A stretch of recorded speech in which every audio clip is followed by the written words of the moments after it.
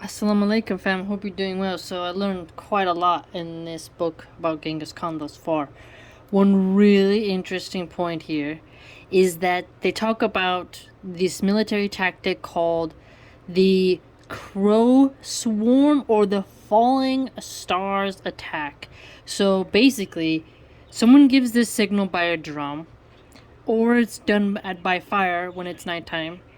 The all the soldiers come in and hit the object, the area, right, of their attack, all at the same time.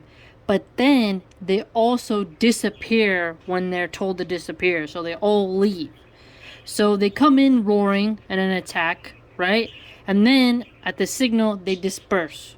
So they shock their enemy by overwhelming their senses and then leaving a sense of silence behind. And that is something that is a pretty cool stratagem that they use. So that was unique to their, military strategy. Another cool point was that they had this use of called a fire lance.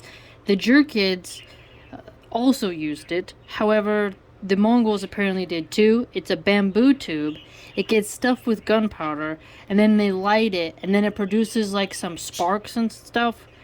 They toss it, so it's kind of like almost like a flamethrower firecracker tube, and it causes a lot of disorientation among the enemy and as well as the horses. So very unique strategy that gunpowder and 12 13 12 14 is coming into play, and that bamboo is used. Further, there's another interesting tactic called the dogfight tactic that Genghis Khan used. And this one was really cool actually, because he would tell his troops to retreat, to pretend to retreat. So they would actually leave, yes, right? But they would leave behind some equipment, right? And they would make it like they were scared, and like leave in a quick haste, right? So then the city officials would say, oh, look, they left, we won. And then they would send their soldiers out to collect what was left at the battlefield, right? And so everyone's in a frenzy, grabbing everything they can. Everyone's excited, their guard is down. And then as they're trying to get back into the city gates, as it's open, right?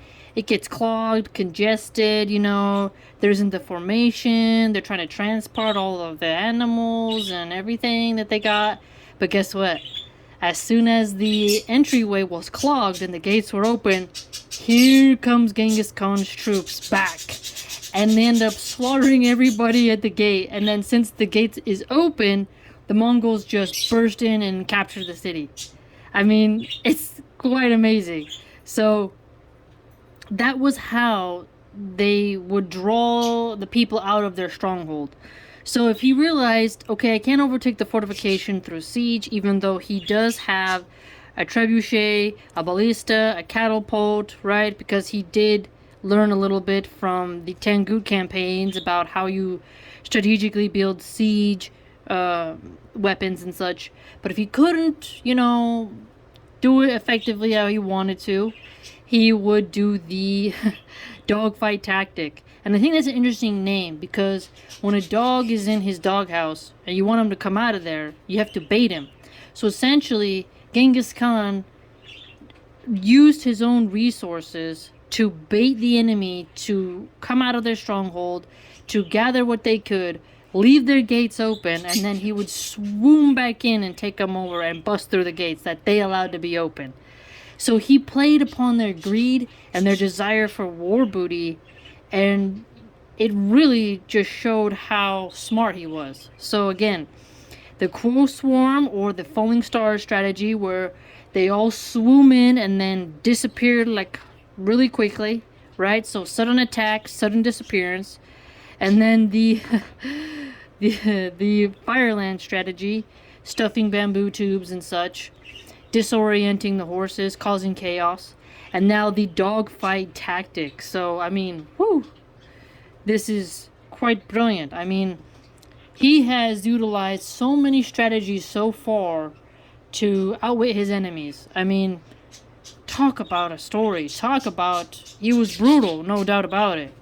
but the uniqueness and the creativity of a 12th century warlord, conqueror, I mean, it's quite interesting.